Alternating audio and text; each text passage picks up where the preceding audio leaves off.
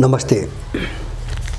यो अन्तर्राष्ट्रिय भूराजनीति जति जति सङ्कटपूर्ण बन्दै गएको छ त्यसको डरलाग्दो चाहिँ असर एसियामा देखिन थालेको छ र अहिले अमेरिकनहरूको सम्पूर्ण आँखा पूर्वी एसियामा केन्द्रित हुन थालेको छ, समग्र एसिया भनौँ।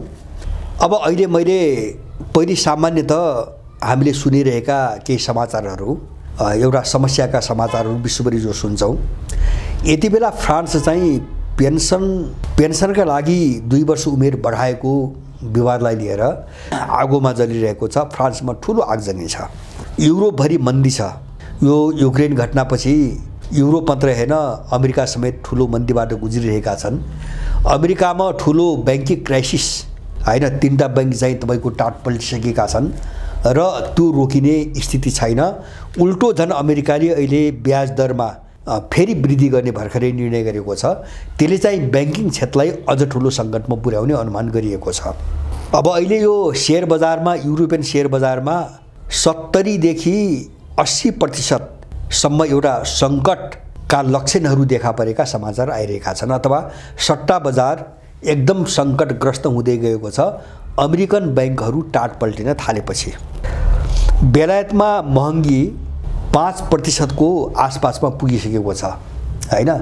हिजोको यो के अरे 25-26 मार्चको भर्खर कुरा हो, 5% को हाराहारी पनि चाहिँ तपाईको मूल्यवृद्धि पुगिसकेको छ। र रुससँगको सम्बन्ध बिग्रिएपछि युरोपमा जुन ऊर्जा सङ्कट आयो त्यो रिकभर हुने अब कुनै पनि सम्भावना छैन, अथवा त्यो पुरानो ठाउँमा आउने कुनै पनि सम्भावना छैन भोलि पनि हैन। या त त्यो हिजो जस्तै रुससँग सम्बन्ध पुनर्बहाली हुनु पर्यो, होइन भने कुनै पनि सम्भावना छैन। अब यस्तो अवस्थामा पश्चिमा जगत अथवा विशेष गरिकन अमेरिकनहरूले चाल्ने केही अमेरिकन र उसको नजिकका केही देशहरूका गतिविधि, जबकि उनीहरू आफै यस्तो सङ्कटमा गइरहेका छन्, यही बेला उनका गतिविधिहरू जस्तो टिकटकमाथि प्रतिबन्ध लगाउने एउटा ठुलो अभियान छ अहिले। जस्तो अमेरिकामा त्यो गरे, क्यानाडाले त्यो गर्यो, बेलायतले त्यो गर्यो, न्युजिल्यान्डले त्यो गर्यो। माने अमेरिकाको जो पिठ्योहरू छन् उनले केही काम नपाएर हैन चिनिया टिकटकमाथि चाहिँ तपाईको प्रतिबन्ध लगाउने हैन, एउटा उनको अभियान। माने उनीहरू कस्तो क्षेत्रमा काम गर्छन् भन्ने कुरा। त्यसपछि अर्को एउटा पछिल्लो समाचार अनुसार बेलायतले युक्रेनलाई युरानियम बम सेलहरू चाहिँ तपाईको आपूर्ति गर्दैछ, अथवा युरानियम हालेका तपाईको सेलहरू आक्रमण गर्नको निम्ति गोलाहरू चाहिँ तपाईको युक्रेनलाई दिँदैछ। यसै विषयलाई लिएर रुसले धम्की दिएको छ, तिनी चाहिँ तपाईको गोलाहरू प्रयोग भयो भने बेलायतको हालत कहाँ हुन्छ, बेलायत कहाँ पुग्छ भन्ने कुरो त्यसै बेला थाहा पाउँछ, रुसले धम्की दिएको छ। अर्को समाचार, दक्षिण चीन सागरमा चिनिया जलक्षेत्रभित्र अमेरिकी युद्धपोत पस्यो हैन, उक्साउनु निम्ति पस्यो। पहिले चीनले चाहिँ तपाईको चुनौती दियो त्यहाँबाट निस्कन, र नमानेपछि चीनले लखेट्यो हैन, त्यहाँबाट चाहिँ लखेट्यो, बल प्रयोग गरेर चाहिँ तपाईको लखेट्यो। अर्को समाचार, अर्को भर्खरैको समाचार अनुसार क्वाड भन्ने जुन एउटा सैन्य गठबन्धन बनाउन खोजेको थियो अमेरिकाले, त्यसले काम नगर्ने भयो, अथवा चीनका विरुद्धमा एउटा क्वाडको नाममा इन्डियालाई पनि झोस्ने, इन्डियालाई पनि त्यसमा झोसेर हैन त चीनका विरुद्धमा प्रयोग गर्ने जुन रणनीतिबाट क्वाड बनाएको थियो त्यसमा इन्डियाले काम नगरेपछि, अथवा अमेरिकनहरूको चाहिँ विश्लेषणमा रुसी सँगको सम्बन्धलाई इन्डियाले क्रस गर्न नसकेपछि अमेरिकाको योजना र फ्रान्सको के अरे क्यानाडाको पहलमा त्यस क्षेत्रमा अर्को एउटा सैन्य गठबन्धन बनाउने प्रक्रिया अगाडि बढेको छ चीनका विरुद्धमा। अकस भन्ने त यिनले बनाएका छन्, त्यो ठ्याक्कै एङ्ग्लो स्याक्सनको मात्रै हो, एउटा जातिको वर्चस्व भएका देशहरूको मात्रै हो अकस भनेको। अब यो अहिले चाहिँ जो क्वाडै भनौँ 4 देश छन् अहिले पनि, हिजो चाहिँ तपाईको जापान र चाहिँ अस्ट्रेलिया इन्डियालाई सामेल गरिकन अमेरिकाले बनाएको थियो, त्यसले काम नगरेपछि इन्डियाले भने जस्तरी काम नगरिदिसकेपछि अब त्यसलाई निष्क्रिय राखेर क्यानाडालाई अमेरिकाले जोडेर त्यसमा जापान र दक्षिण कोरियाले 2टा देशलाई हालेर चीनका विरुद्धमा अर्को एउटा क्वाड जस्तै सैन्य गठबन्धन बनाउने एउटा प्रयास, त्यो छलफल अगाडि बढेको छ। यिनी हुन् चाहिँ तपाईको अहिले पछिल्लो उसमा आएका तपाईको समाचारहरू। अब यो चाहिँ तपाईको जस्तो क्वाडले जो काम गरेन, अमेरिकाको डिफेन्स अफिसर भन्छ, प्रतिरक्षा विभाग, अमेरिकाको प्रतिरक्षा विभागका डिफेन्स अफिसर डेभिड टी प्यानको भनाइ हो यो। अब उनले प्रश्न के भनेका छन् भन्दाखेरि इन्डियाले हामीले भने जस्तो काम गर्दैन हैन, नगरिसकेपछि हामीले चाहिँ अर्को क्वाड जस्तै अर्को सैन्य गठबन्धन बनाउनु पर्ने अवस्था आयो भनेर उनले भनेका छन्। अब यसैबीच अर्को एउटा समाचार के आएको छ भन्छ भने पुटिन र सी जिङपिङको बिचमा जो सम्झौता भयो, यो सम्झौता पछि हैन चीन र रुसले पनि पूर्वी प्रशान्त क्षेत्रमा आफ्नो सैन्य शक्ति बढाउने प्रक्रिया सुरु गरे। जस्तो रुसले कुरिल द्वीपमा जापानको सिमानासँगै जोडिएको कुरिल द्वीपमा मिसाइल सिस्टम तैनात गर्ने घोषणा गर्यो। मिसाइल सिस्टम उनले तैनात अगाडि त्यो प्रक्रिया अगाडि बढायो। अब जापानको मुखमा चाहिँ तपाईको रुसी मिसाइल सिस्टम तैनात भयो। चिन्ता आफ्नो ठाउँमा छँदैछ। यसो किन गरियो त भन्छ भने, यसो किन गरियो, रुसले के भन्यो, रुसको रक्षा मन्त्रीले के भन्दै भने पूर्वी प्रशान्त क्षेत्रमा अमेरिकाको जो गतिविधि, अमेरिकाको जो गुण्डागर्दी अथवा त्यो क्षेत्रलाई अशान्त बनाउने युद्धस्थलका रूपमा बदल्ने जो कोसिस अगाडि बढिरहेको छ त्यसलाई चुनौती दिन, त्यसलाई रोक्नुको निम्ति यो आवश्यक भयो हैन। रुसी रक्षा मन्त्रीले यही बयान दिएका छन्। र उसले चाहिँ रुसले बेसन कोस्टल डिफेन्स मिसाइल सिस्टमको नाममा कुरिल द्वीपमा चाहिँ अब चाहिँ एउटा सैन्य बेस ठुलो चाहिँ एउटा आधार चाहिँ तपाईको निर्माण गर्यो। यो अस्ति 22 मार्चका दिन आएको समाचार हो। अब त्योभन्दा अगाडि अमेरिकाले त गरिरहेकै छ। जस्तो इन्डो पेसिफिक भनेर बनाएको छ, क्वाड भनेर बनाएको छ, त्यसपछि अगस भन्ने बनायो हैन। अब अहिले नयाँ बनाउँदैछ। र अहिले भर्खरै आएको समाचार अनुसार मध्यपूर्वमा उसको जति पनि हतियार थिए, मिसाइल सिस्टमदेखि लिएर युद्धपोतहरू अथवा चाहिँ लडाकु विमानहरू जति पनि हतियार थिए, ती हतियारहरूलाई उसले पूर्वी एसियामा सार्ने भन्ने निर्णय गरेर सार्दैछ हैन। पूर्वी एसिया अथवा पूर्वी प्रशान्त क्षेत्र भनौँ, जहाँ चाहिँ तपाईको चीन छ वरिपरि, जस्तो त्यही दक्षिण चीन सागर, ताइवान, उत्तर कोरिया आदि इत्यादि त्यही क्षेत्रको वरिपरि सार्ने भन्ने निर्णय गर्यो। यो निर्णय कहाँबाट आयो त भन्छ भने उनले चाहिँ मध्यपूर्वमा इरानलाई दुश्मनको रूपमा देखाएर त्यहाँ चाहिँ साउदी अरबलाई प्रयोग गर्ने र इरानसँग जुधाउने, मुस्लिम जगतलाई फुटाउने हैन, दुईटा चाहिँ ब्लकमा तपाईको फुटाउने, एउटा ब्लकलाई प्रयोग गरेर इरानलाई पनि सिद्ध्याउने र जसरी उसले चाहिँ दोस्रो विश्वयुद्धपछि गर्दै आएको छ, अब त्यहाँ चाहिँ फुट ल्याएर खाडीको तेल सधैँभरि लुटी नै राख्ने र धनी पनि। उसको त्यो रणनीति त्यो बेला हावा खायो जब चीनले आफू मध्यस्थकर्ता बनेर 2016 मा टुटेको साउदी अरब र इरानको कूटनीतिक सम्बन्धलाई पुनर्बहाली गरायो हैन। दुईटा देशको बीचमा कूटनीतिक सम्बन्ध पुनर्बहाली भयो। पुनर्बहाली मात्रै भएन हैन, दुवै देशका राष्ट्र प्रमुखहरू एकअर्काको देशको भ्रमणमा जाने को निम्ति निम्ता पनि दिइरहेका छन्, भ्रमणमा पनि जाँदैछन्। त्यति मात्रै हैन, दुवै देश ब्रिक्समा सामेल हुँदैछन्। अब इरान त सामेल भइसकेको छ, साङ्घाई कोअपरेसन अर्गनाइजेसनमा इरान त सामेल भइसकेको छ, साउदी पनि हुँदैछ। र भर्खरै आएको समाचार अनुसार इजिप्टले चाहिँ के अरे औपचारिक रूपमा ब्रिक्स बैंकमा चाहिँ तपाईको स्थान पाएको छ। यो 2-3 दिन अगाडिको समाचार हो। ब्रिक्स बैंक भनेको जसलाई न्यू डेभलपमेन्ट बैंक भन्छ, यो चीन र रुसले बनाएको, रुस सहितको संस्थाले बनाएको, त्यसको आधिकारिक चाहिँ तपाईको बोर्डको सदस्य इजिप्ट पनि भयो। भनेपछि जुन ठाउँमा खेलेर अमेरिकनहरूले लुटिरहेका थिए अरूलाई जुधाएर, त्यो क्षेत्रका सबै देशहरू ब्रिक्सका नाममा, साङ्घाई कोअपरेसन अर्गनाइजेसनका नाममा, अथवा अहिले रसिया र चाहिँ युक्रेनको द्वन्द्वलाई लिएर रुसीसँग सम्बन्ध कायम गर्ने नाममा जसरी अमेरिकनहरू लगभग किनारमा फ्याँकिसकेका छन्। अमेरिकन मात्रै हैन, युरोपियन पनि, जस्तो फ्रान्सको ठुलो उपनिवेश रहेछ। अहिले भर्खरै तपाईको देखियो सिङ्गो अफ्रिकाबाट फ्रान्स बेइज्जतीपूर्वक निकालिएको छ अहिले हैन, अपमानजनक रूपमा निकालिएको छ त्यहाँबाट फ्रान्सको सेना। यो सबै चिजलाई हेरिसकेपछि अमेरिकनहरूले मध्यपूर्व, विशेष गरिकन मध्यपूर्व हैन, खाडी क्षेत्र भनौँ, जहाँ चाहिँ अफ्रिकाको उत्तरी भाग पनि पर्छ र एसियाको, पश्चिमी एसियाको भाग पनि पर्छ, त्यो क्षेत्रमा अब खेल्ने सम्भावना छैन। र अब चाहिँ उनीहरू चाहिँ चिनियाहरूले मिलाइसके, रसियनले मिलाइसके भन्ने बुझ्ने बित्तिकै उसले सम्पूर्ण आफ्ना हतियारहरू चाहिँ पूर्वी प्रशान्त क्षेत्रमा सारिरहेको छ हैन। यो पछिल्लो परिदृश्यले यसले के देखाउँछ भन्छ भने एसियालाई उनीहरूले अब युक्रेन पछि हैन एउटा आगोको ज्वालाको रूपमा एसियालाई बाल्न खोजिरहेका छन् अमेरिकनहरूले हैन। आगोमा परिणत गर्न एसियालाई खोजिरहेका छन् र मलाई लाग्छ यसको निम्ति जापान अत्यन्तै ठुलो जोखिममा फस्दै गएको छ। अमेरिकनको मतियार हुँदा अथवा हर चिजमा एउटा एन्टी चीन जो सेन्टिमेन्ट हो त्यो सेन्टिमेन्टले जापानलाई सबैभन्दा ठुलो जोखिममा फसाइसक्यो अहिले।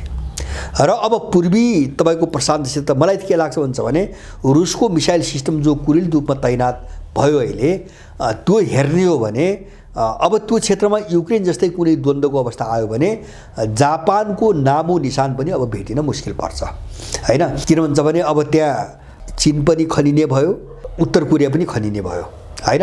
जापानको चाहिँ अस्तित्व नै मेटिने खालको खतरातिर गयो, जापान त्यो जोखिममा पर्यो।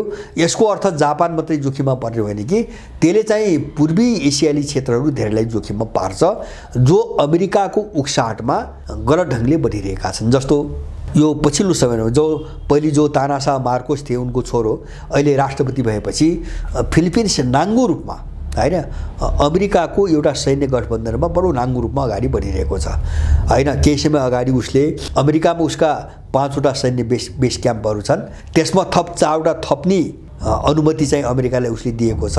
र अहिले पछिल्लो सुन्नमा आएको समाचार अनुसार अलिकति अमेरिकासँग त्यो जो सैन्य साझेदारी हो त्यसलाई अलिकति बलियो बनाएर ऊ चीनसँग बढी चाहिँ तपाईको न्यू खोज्ने वा चीनसँग चाहिँ तपाईको अमेरिकन रणनीतिमा बढी चाहिँ तपाईको अलिकति उक्साहटपूर्ण गतिविधिका साथ अगाडि बढ्न खोजिरहेको देखिन्छ।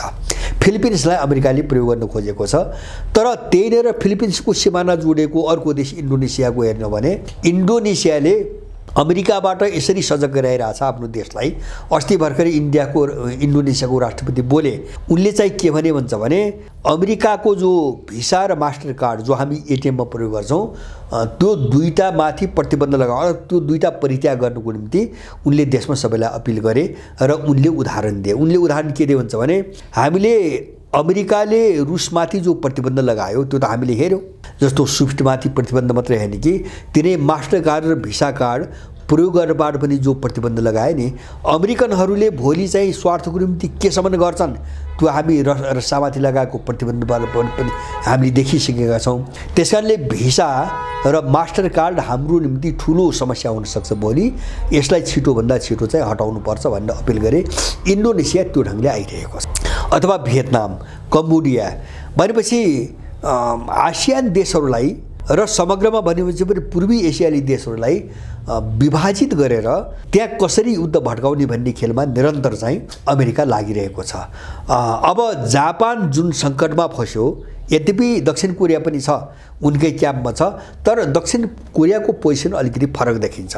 जस्तो उनीहरू के पर्यो भन्छ भने अब 1950 देखि 53 सम्म जो त्यहाँ गृहयुद्ध भयो, गृहयुद्ध भएपछि दुईटा कोरिया बने, तर दक्षिण कोरिया जापानीहरूबाट बर्बाद पारिएको देश हो हैन। एउटातिर उनीहरूको त्यो इतिहास छ, बर्बाद पारिएको देश हो।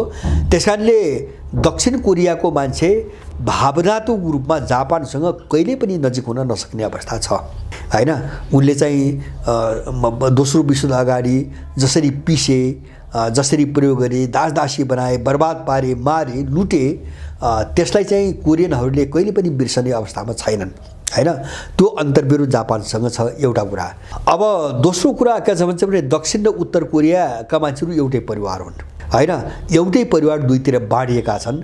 त्यो एउटा संवेदना र त्यो आत्मीय लगाव पनि चाहिँ त्यहाँ जीवित छ र त्यसलाई चाहिँ मार्नु उनीहरू सक्दैनन्। नम्बर 2, तेस्रो चिज चाहिँ सायद मलाई लाग्छ होला दक्षिण कोरियामा अमेरिकन सेना पनि छ, तर कोरियनहरूको मनोवृत्ति कस्तो देखिन्छ भन्छ भने अमेरिकनहरूसँग अलिकति दूरी बनाउन सकेन भने यिनीहरूले कुनै पनि बेला हामीलाई फसाउँछन् भन्ने एउटा त्यो सचेतता, त्यो मनोविज्ञान कोरियनहरूमा देखिन्छ।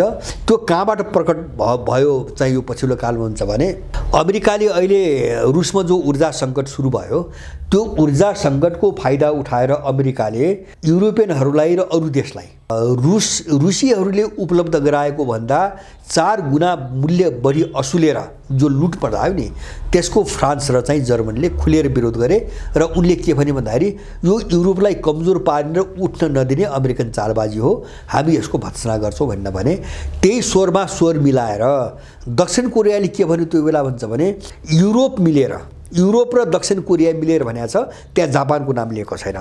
युरोप र दक्षिण कोरिया मिलेर अमेरिकाको सामना गर्नुपर्छ आर्थिक क्षेत्रमा, हैन। जो अमेरिकाले आर्थिक शोषण उत्पीडन गरिरहेको छ त्यसको सामना दक्षिण कोरिया र युरोप मिलेर गर्नुपर्छ भनेर दक्षिण कोरिया खुलेरै बोल्यो। अब यो चिजले के देखाउँछ भन्छ भने पूर्वी प्रशान्त क्षेत्रमा अमेरिकाको रणनीतिलाई लिएर जापान र दक्षिण कोरियाको भूमिका अलिकति फरक हुन सक्ने देखिन्छ, हैन।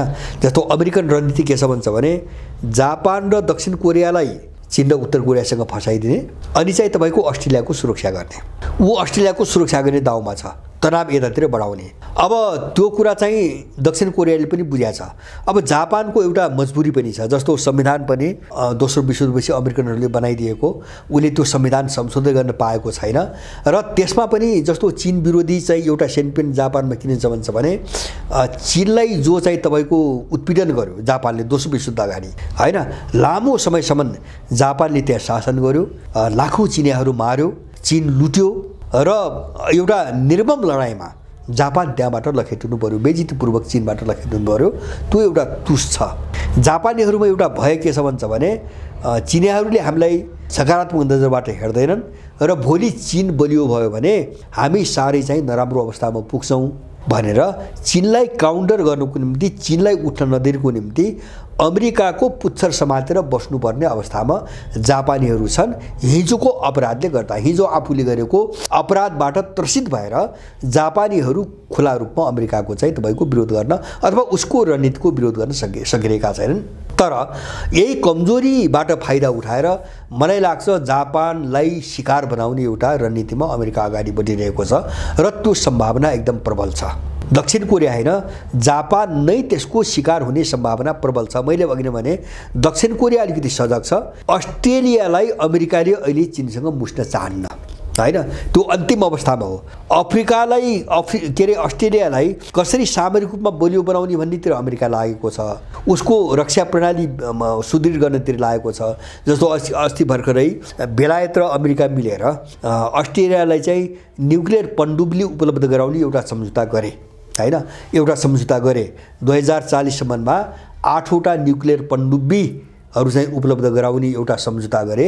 त्यसले के देखाउँछ भन्छ भने अस्ट्रेलियालाई मजबुत बनाउने, किन अस्ट्रेलियासँग जस्तो बेलायत र अमेरिकाको त्यो भावनात्मक निकटता कहाँको हो भन्छ भने यिनीहरू सबै एङ्ग्लो सेक्सन समूहका हुन्। जातीय कोणबाट कुरा गर्दा अमेरिका, बेलायत र चाहिँ अस्ट्रेलिया, न्युजिल्यान्ड पनि पर्छ, क्यानाडा पनि पर्छ, तर यिनी सबै एङ्ग्लो सेक्सन समूहभित्रका चाहिँ तपाईँको देशहरू हुन्। त्यसकारणले त्यो जाति निकटताले काम गरिरहेको छ र पश्चिमाहरू अमेरिकन र ब्रिटिसहरू अस्ट्रेलियालाई जोगाउने, रक्षात्मक रूपमा बलियो बनाउने, तर मोर्चामा झोस्नेका लागि जापान र दक्षिण कोरियालाई, हैन, युद्धमा झोस्दिएर चाहिँ प्रयोग गर्न सिद्ध्याइदिने। अब फाइदा भए हुन्छ, न सिद्धे चाहिँ तपाईँको न आफ्नो न केही न केही। अब त्यो रणनीतिमा गइरहेका छन् र यसको शिकार जापान बन्ने सम्भावना एकदम प्रबल हुँदै गएको छ। मैले भने म यसलाई टुङ्ग्याउँछु दुईटा कारणले मैले देखेको। अहिलेसम्म त चीनसँग मात्रै तनाव थियो, तनावको कुरा मात्रै थियो, उत्तर कोरियासँग मात्रै थियो। अब रुसले चाहिँ तपाईँको कुरिल द्वीपमा लगेर मिसाइल सिस्टम तैनात गरिसकेपछि जापान 24 घण्टा जोखिममा भयो। अब हैन, कुनै पनि बेला केही पनि हुन सक्ने जोखिममा चाहिँ तपाईको जापान पर्यो र यसले के देखाउँछ भन्छ भने जापानले समयमा सोच्न सकेन र अमेरिकनको रणनीतिलाई समयमा बुझ्न सकेन र चीन वा रुससँगको सम्बन्ध सामान्यकरण गर्न सकेन भने जापान चाहिँ फस्ने खतरामा चाहिँ बढ्यो। त्यो खतरा कहाँबाट भयो भन्छ भने जस्तो अमेरिकनहरूलाई खेल्ने अर्को ठाउँ भएन, त्यो कारणले त्यो खतरा झन् बढ्यो। जस्तो मैले भने नि युक्रेनमा खेल्न सके, उनीहरू सकेनन्, खेल्न खोजे सकेनन्, हैन। युक्रेनबाट हात हतियार उपलब्ध गराउने अथवा हावा पिट्ने भन्दा अब रुसको प्रतिकार गर्ने सम्भावना अब त्यहाँबाट टुङ्गियो। उनीहरूले दोस्रो कोसिस गरेका थिए मध्यपूर्वमा गरेका थिए। चीनले साउदी र इरानका बीचमा कूटनीतिक सम्बन्ध पुनर्बहाल गराएपछि र त्यसमा पनि जस्तो इजिप्ट भयो, इरान भयो, अथवा चाहिँ साउदी भयो। त्यो मात्र हैन, युएई समेत यस्ता त्यो क्षेत्रका महत्त्वपूर्ण देशहरू ब्रिक्स, साङ्घाई सहयोग सङ्गठन अथवा ब्रिक्स बैंक लगायतका संस्थाहरूमा आबद्ध भइसकेपछि, हुने प्रक्रियामा गइसकेपछि अमेरिकनहरूको खेल्ने बाटा बन्द हुँदै गए। अब यहाँभित्रबाट हामी सक्दैनौँ भन्ने निष्कर्षमा पुगे। अब यहाँनिर हेरौँ, अब पूर्वी युरोपभित्र पनि उनले खेल्ने सम्भावना तुहियो, किन सिधै रुससँग अब वारमै जानुपर्ने भयो। उनले पुटिनलाई बुझेनन् हैन, पुटिनलाई हप्काएर तर्साएरै सबै काम भइहाल्छ भन्ने सोचमा थिए। उनी गलत हिसाब किताबले गर्दाखेरि फसे, युक्रेनमा फसे। अब मध्यपूर्वमा खेल्ने सबै बाटा बन्दहरू चाहिँ चीनले बन्द गरिदियो, रुसले पनि गर्यो। जस्तो अहिले त हेर्ने हो भने, तस्बिर हेर्नु भने सिङ्गो अफ्रिकी महादेश रुससँगै जोडिएर बसे जस्तो स्थिति छ अहिले। सिङ्गो अफ्रिका महादेश रुसै हो कि भन्ने जस्तो अवस्था सिर्जना भयो, वातावरण बन्यो। अब खेल्ने सम्भावना तुइयो भने अमेरिकनहरूको निम्ति एउटै ठाउँ बाँकी बचेको, एउटै ठाउँ। मैले फेरि दोहोऱ्याउँछु, यो धेरै महत्त्वपूर्ण छ, एउटै ठाउँ। किन त्यो ठाउँ चाहिँ ल्याटिन अमेरिका पनि होइन। अब एउटै ठाउँ भनेको एसिया हो। एसियामा दुईटा पोइन्ट छन्, हामीले यो राम्रोसँग बुझ्नुपर्छ। त्यो भनेको एउटा पूर्वी एसिया हो, जहाँ ताइवान उत्तर कोरियाको नाममा युद्ध भट्काउन खोजिरहेको छ, अथवा त्यसको नाममा त्यहाँ जापान दक्षिण कोरियालाई उसले झोस्न खोजिरहेको छ, चीनसँग, उत्तर कोरियासँग। र दोस्रो उसले चाहिँ आँखा लगाएको नेपाल हो। नेपालको भूराजनीतिबाट स्वतन्त्र तिब्बतको युद्ध गराउन खोजिनु। अब यो दुई ठाउँमा सफल भएन भने अमेरिका सिद्धियो। मेरो आफ्नो चाहिँ विश्लेषणमा सिद्धियो, किन ऊ अब खेल्ने अर्को ठाउँ महत्त्वपूर्ण ठाउँ रहन्न हैन। जस्तो ग्लोबल ऊ खेल्ने कहाँ हो भन्छ भने आफूलाई चुनौती दिएका शक्ति राष्ट्रहरूका वरिपरि खेल्ने हो। त्यो भनेको रुस र चीनका वरिपरि खेल्ने हो। अब रुसका वरिपरि खेल्ने बाटाहरू बन्द भए, युरोपियनहरूसँग चाहिँ मतभेद बढ्यो, सबै नीति मिल्दैन हैन, एकरूपता छैन। अब युक्रेनमा पनि केही लागेन।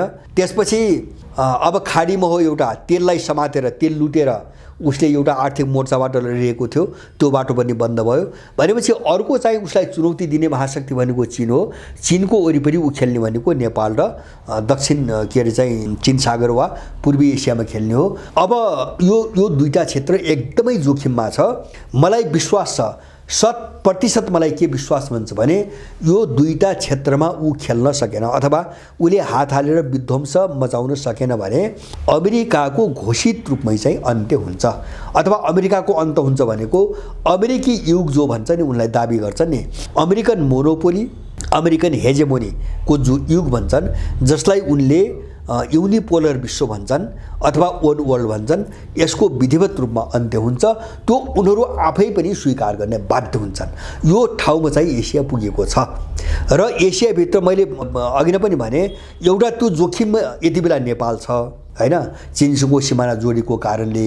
अर्को चीनको छिमेकीहरूको कारण त्यो जोखिममा चाहिँ जापानमा पर्दै गयो।